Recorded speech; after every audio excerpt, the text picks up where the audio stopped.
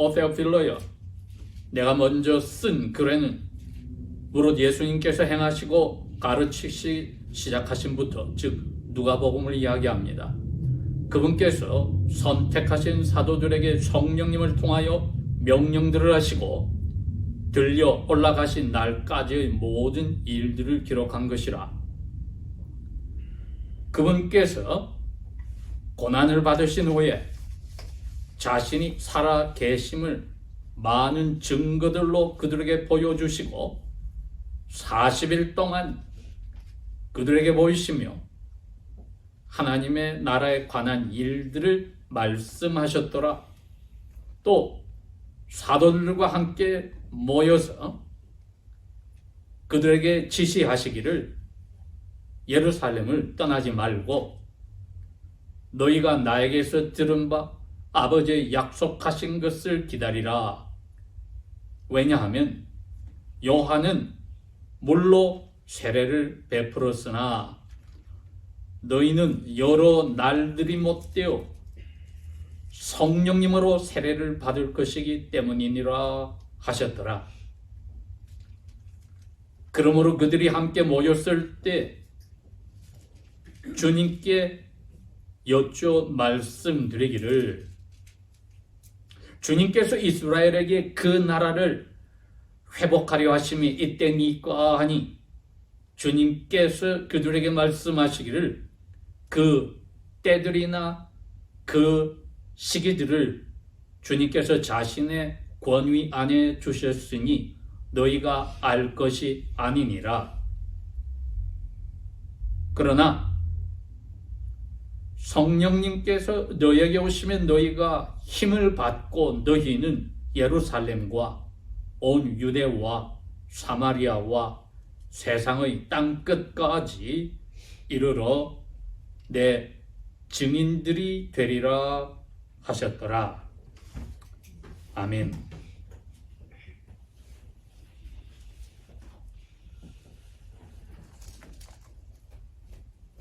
오늘 새해 첫날에 저희들이 읽고 생각할 말씀은 조금 전에 읽었던 이 사도행전 1장의 1절에서 5절을 배경으로 해서 6절, 7절, 8절에 있는 말씀입니다. 6일 전에 1월 1일 날 저희들이 이 자리에 모여서 하나님 앞에 새해를 선물로 주신 것을 감사하면서 받은 말씀은 하나님께서 사도 베드로의 배반하고 무력하고 비겁한 것을 회복시키실 때에 그의 아들을 통하여 하나님께서 무조건 주시는 그 아가페 사랑을 받아들이고 다시 발견하게 하셨습니다. 그리하여 그 아가페의 사랑을 저버리지 않도록 약한 베드로의 심령에 감정에 이끌리는 순수한 사랑인 필레오 사랑부터 시작해서 아가페의 사랑의 꽃을 피우도록 격려하셨습니다.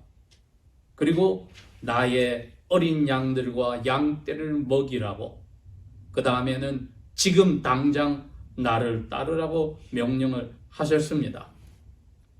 그 후에 얼마 되지 않아서 일어난 일이 바로 오늘 사도행전 1장에 있는 이야기입니다.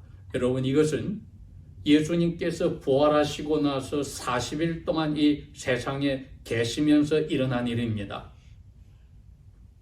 돌아가시기 전과 다르게 이제는 레바이와 그의 디사이플, 제자들, 즉 레바이와 탈미딤으로 하루 24시간 같이 생활하는 것은 끝났습니다. 제자들은 이제 그건 예수님의 언행심사를 닮아가는 훈련을 지난 3년 6개월 동안 다 받았습니다. 이제 남은 것은 그 예수님의 부활하셔서 하나님 앞에 영광을 받으시는 구속주요 참된 메시아의 나라의 왕이심을 맛보는 시간이었습니다. 이 40일 동안에. 그들의 주 무대가 어디였습니까? 갈릴리 주였습니다. 그랬기에 예수님이 부활하는 날 새벽에 천사들을 명령하여 뭐라고 그랬습니까? 여자들아 빨리 그분의 제자들에게 가서 고난을 받기 전에 너희들에게 명령하고 약속했던 장소로 가라고 해라. 거기가 바로 갈릴리주로 돌아가야 됩니다. 적어도 120마일 정도 북쪽으로 다시 올라가서 갈릴리주에 예수님께서 명령하고 약속해두었던 그 산 길목으로 가서 예수님을 만나라고 했습니다. 그랬기에 여기에 7 제자들이 지난 1월 1일 날 읽은 대로 갈릴리주로 떠났습니다. 그들은 예루살렘에 살 동안의 마음은 어떠하였을까요? 부활하신 아침에도 이들은 어떻게 하고 있었습니까? 부활하신 저녁에도 어떻게 하고 있었습니까? 문을 꼭 닫고 두려워하며 자기들끼리 모여 숨어 있었다고 했습니다. 왜? 예수님을 죽인 그 세력이 누군지를 아니까. 이방 세력의 로마 총독이요. 유대 민족의 최고 권력자들이 그렇게 예수님을 죽였으니 갈릴리에서 예수님을 따라왔던 제자들이 두려울 수밖에 없게 된 겁니다. 이거야말로 구약의 예언대로 목자를 흩으니 양들이 목자를 죽이니 양들이 흩어졌다는 예언대로 되어버린 겁니다. 그 예수님께서 천사를 통하여 그리고 천사는 여자를 통하여 자기들에게 말한 대로 이들이 이제는 갈릴리로 갈 준비가 시작이 됐습니다. 8일 후에 다시 예수님이 그 제자들이 모여있는 자리에 나타나서 살아계심을 손에 못자국과 허리에 창자국을 보여주시면서 다 가르쳐 주신 후에 또 사라졌습니다. 이제 제자들은 다 갈릴리로 떠났습니다. 훨씬 안전한 곳으로 떠난 것입니다. 마태복음 28장이 바로 그 부분입니다. 16절에 보면은 11 제자들이 갈릴리로 갔습니다. 그리고 예수님께서 지시했던 천사를 통해서 부활절 아침에 이야기했던 그 장소로 갔습니다. 예수님을 만나 뵙고 예배했습니다. 그런데 아직 의심하는 사람들도 있었다. 그 의심하는 사람들은 11 제자 외에도 많이 있었습니다. 사도 바울은 고린도후서에 말하기를 약 500명 정도 되는 제자들이 있었다 했습니다. 그 중에는 예수님의 어머니도 계셨고 예수님의 4사람이 되는 남동생들도 있었습니다. 그런데 이제 예수님께서 그 11 제자들에게는 뭐라고 말씀하시냐 하면 하늘과 땅에 있는 모든 힘을 너희들에게 내가 주었다. 내가 아버지께 메시아 왕국의 왕으로서 이 세상을 다스리는 모든 고난을 이제 따내어서 받았으니까 너희들은 내가 보낼 때 모든 민족들을 제자를 삼아서 나를 보내신 아버지와 너희를 보내는 나 아들과 그리고 성령 하나님의 이름으로 죄를 고백하게 하고 죄 씻음의 표시로 세례를 주고 그 후로는 어떻게 살아야 할지를 내가 너희들에게 가르친 대로 그대로 가르쳐서 지키라고 순종하라고 명령부터 하고 가르쳐라. 내가 너희들과 세상 끝까지 영원히 있겠다.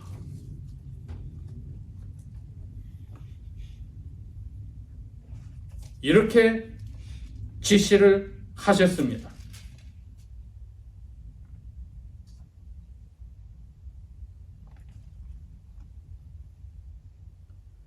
이제 오늘 본문의 사도행전 1장으로 돌아옵시다. 3절에 그분께서 고난을 받으신 후에 자신이 살아계심을 많은 증거들로 그 제자들에게 보여주시고 40일 동안 그들에게 보이시며 하나님의 나라에 관한 일들을 말씀하셨더라. 우리 여기 하나님의 나라라는 것에 집중을 해야 됩니다. 이제 4절에 마태복음 28장 18절 19절에 있던 말씀이 이겁니다. 지시를 했어요. 예루살렘으로 가서 거기를 떠나지 말고 내가 너희들에게 말한 것, 아버지의 약속한 것을 거기서 기다려야 된다. 제자들이 전혀 모르는 게 아닙니다. 왜냐하면 세례 요한이 이미 그렇게 이야기를 했어요. 나는 너희들이 죄를 고백하고 죄 씻음의 표시로 물로 세례를 주지만은 내 뒤에 오시는 하나님의 보내시는 그 메시아는 너희들을 성령님으로 세례를 줄 거다 이야기를 했기 때문에 아버지의 약속하신 성령님이 오신다는 것을 이제는 압니다. 제자들이. 그래서 5절에 세례 요한은 물로 죄 고백한 사람들의 죄 용서받은 표시로 세례를 베풀었으나 이제 너희들은 여러 날들이 못돼 얼마 안 되어서 성령님으로 세례 요한이 예언했던 그 세례를 받을 것이기 때문이니라 하셨더라. 그렇게 하고 제자들은 갈릴리에서 예수님하고 헤어졌습니다. 왜? 예수님이 다시 사라져 버렸으니까. 그 명령을 받았으니까. 얼마 전에 예루살렘에서 무서워 떨다가 예수님의 지시를 받고 갈릴리로 갔는데 이제 예루살렘으로 다시 돌아와야 됩니다. 이들의 마음이 어떠할까요? 설마 종교 지도자들이 우리가 잡히라고 가자라고 하시는 건 아니겠지. 그런데 이제 하나님 나라에 대해서 메시아의 왕으로서 자신의 나라, 구약에서 예언했던 그 나라를 이제 우리에게 세우라고 자신이 시작한다고 명령하시니까 분명히 예루살렘에 가서 드디어 종교 지도자들도 굴복하고 로마 총독은 쫓아내고 우리 유대인들이 세상에서 빛과 소금이 되는 어마어마한 초강대국을 드디어 부활하신 주님께서 세우시는구나 하고 기대를 가지고 예루살렘으로 돌아가는 겁니다. 두려움은 사라졌어요. 이제는 엄청난 변화가 생겼죠. 제가 6절, 7절, 8절을 읽고 제목을 그렇게 붙였습니다. 의로운 하나님의 나라를 구하라. 삶에서, 생활의 모습에서, 생활의 양식에서 죽는 순간까지, 목숨이 닿을 순간까지 할 일은 하나님의 나라를 열심히 찾으면서 그 일에 전념하라.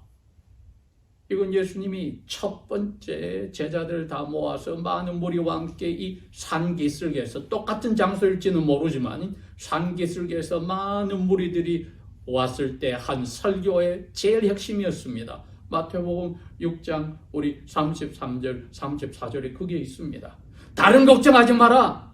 내일에 대해서, 지나간 과거에 대해서도 걱정하지 마라. 날마다 너희들이 사는데 하나님의 의로운 나라를 구하기 위해서 마음과 뜻과 성품과 목숨을 바칠 때 여러 일들이 생겨. 그러니 그 생기는 일들은 하나님 나라의 의를 구하는 의로운 하나님의 나라의 백성으로 살아가는 데만 초점을 두면은 하나님이 다 해결해줘. 먹는 거, 입고 자는 거 다 해결해줘. 너희 건강도 해결해줘. 사랑관계도 해결해줘. 너희들은 하나님 의로운 나라 거기에 왕이신 아버지 하나님을 닮았어. 이제는 그 왕으로 사람으로 오신 다윗의 후손이신, 죽음을 이기신, 구약의 모든 예언들을 다 이루신 예수 그리스도를 왕으로 삼고 이분의 명령에 모든 점을 닮아서, 특별히 11 사도들은 언행심사 그대로 같이 살았으니까요. 그대로 모든 삶에서 왕의 보내신 대사들로서 삶을 살아라. 이건 꼭 선교하는 선교 목자들이나 일반 지역 교회에서 목양하는 목자들에게 주신 말씀이 아니라 교회 전체 주신 말씀으로 교회라고 하는 한 몸의 지체들, 원 바디의 멤버들인 우리 모두에게 적용되는 말입니다.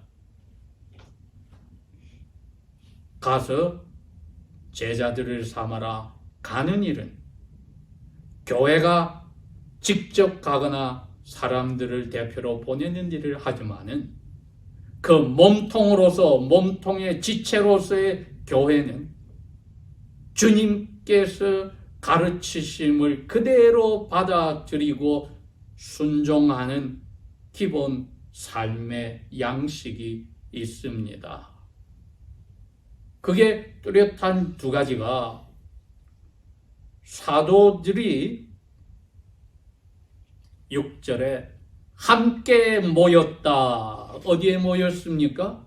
예루살렘에 순종하여 와서 모였습니다. 그러니 저희들이 첫 번째 생각할 것이 주님의 말씀이 오늘날 우리에게는 쓰여진 기록된 성경 말씀으로 다가옵니다. 여러분, 이거 가볍게 생각하지 말아야 합니다. 주님의 말씀이 없다면 예루살렘으로 돌아가고 싶지 않습니다. 너무 위험합니다. 예수님이 항상 같이 계실 때면 모르겠는데 같이 계셔도 잡히니까 다 도망갔는데 지금은 갑자기 나타나셨다가 사라지시고 그런데 주님 없이 그냥 예루살렘으로 간다, 위험합니다. 기록된 하나님의 말씀을 저희들이 정확하게 이해하고 그 명령에 무조건 따르는 일이 의로운 하나님의 나라를 따라가는 제자들의, 왕의 명령을 듣는 대사들의, 또 시민들의 첫 번 일입니다. 말씀을 정확하게 알아듣고 이해하고 그게 순종한다. 그 말씀을 이해를 했으니까 자기들의 손에 있던, 회당에서 들었던 구약 말씀에는 마지막 시대에 성령께서 오시면은 이스라엘 개개인들이 다 성령께 붙잡혀서 메시아의 나라가 이루어진다고 되어 있으니까 제 6절에 예루살렘에서 예수님을 만났습니다. 그래서 묻습니다. 주님, 이스라엘에게 그 나라를 회복한다고 성령께서 오시면 그 날이 회복된다고 하신 구약의 예언대로 이제 그 날이 우리 유대인, 우리 나라에 옵니까? 이때입니까? 성경을 열심히 들여다보고 뜻을 제대로 이해를 했지만은 이분들이 실수한 게 그거네요. 이방인들이 와서 예배한다고 하는 자기들의 첫 번 조상이었던 창세기 12장 3절에 나왔던 아브라함에게 약속하였던 너를 통하여 이 세상의 모든 민족, 족속들이 복을 받게 된다. 그리고 여러 선지자들을 통하여 야훼께서 그 사람들도 시온산에 불러서 야훼를 예배케 하고 너희들과 함께 예배를 동참하게 한다. 그 부분을 이 사람들은 아직 생각을 안 하고 당장 힘드니까 로마의 속국으로 사니까 빨리 이 나라가 우리 유대인들에게 와서 우리가 세계 최강대국이 되는 그 일이 메시아의 나라의 완성 아닙니까? 지금 그때입니까? 하나님은 이 세상의 모든 족속들 가운데 다 메시아의 왕국으로 하나님이 정해놓으신 숫자를 다 생명책에 기록된 사람들을 부를 판인데 이 사람들은 예루살렘과 성전과 자기 민족에게만 초점을 두고 있었습니다. 그러니 성경 말씀을 제대로 읽고 기억하고 이해를 했지만 적용을 잘못한 겁니다.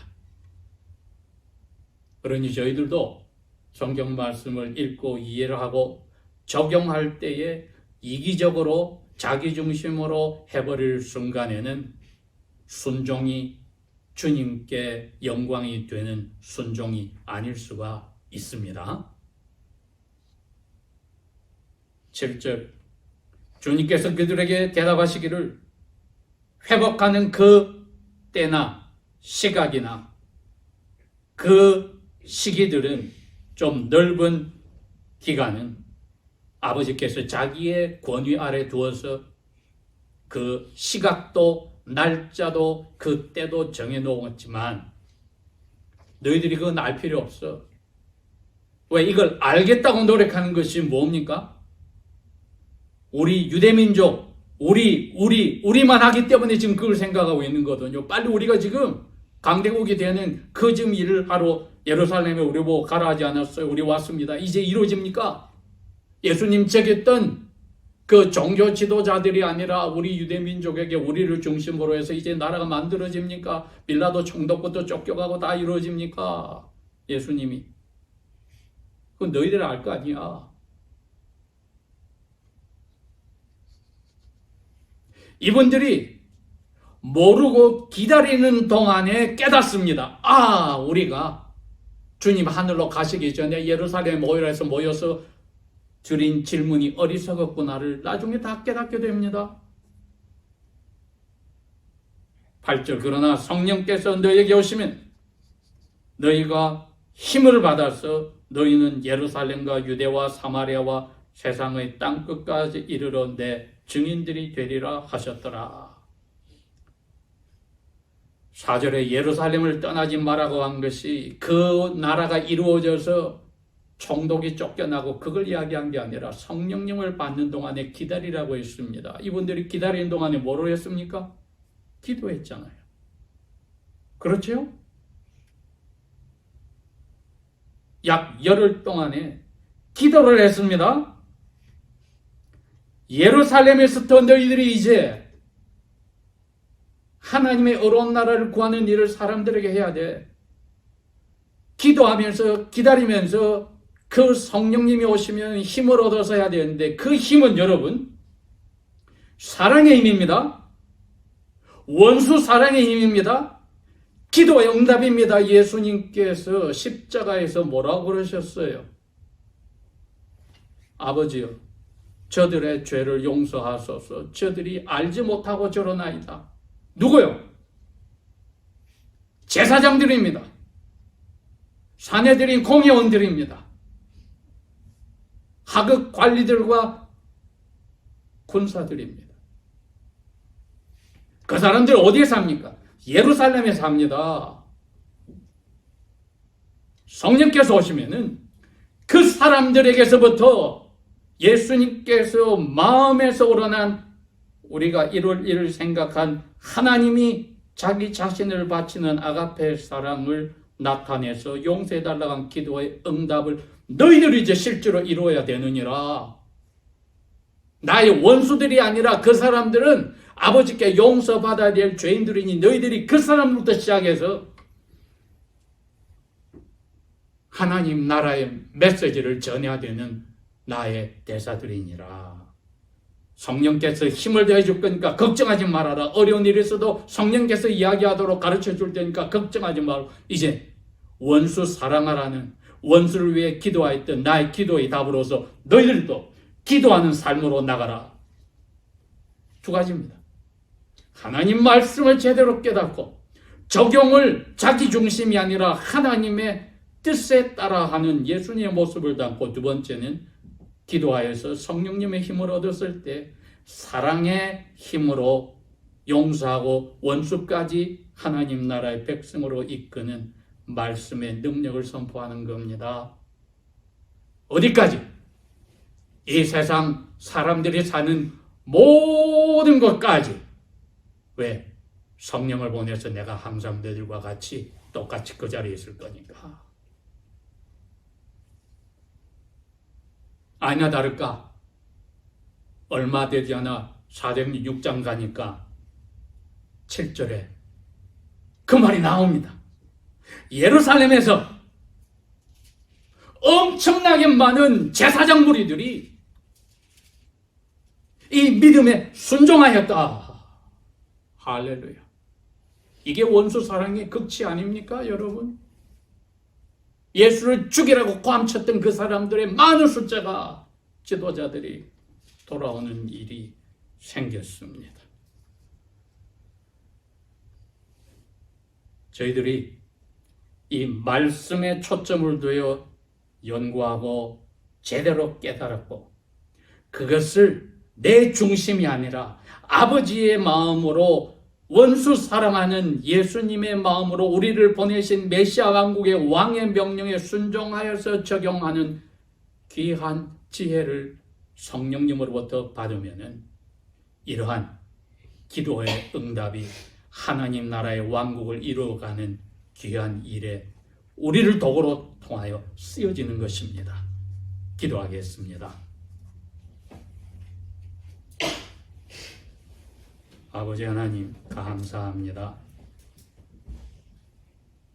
성령께서 날마다 저희들의 몸에 영혼에 넘치게 역사하셔서 말씀이 깨달아질 뿐 아니라 그 적용이 왕 되신 예수 그리스도와 아버지의 뜻에 따라 되어지는 의로운 그 나라를 열심히 추구하는 그 자세로 살게 도와주소서.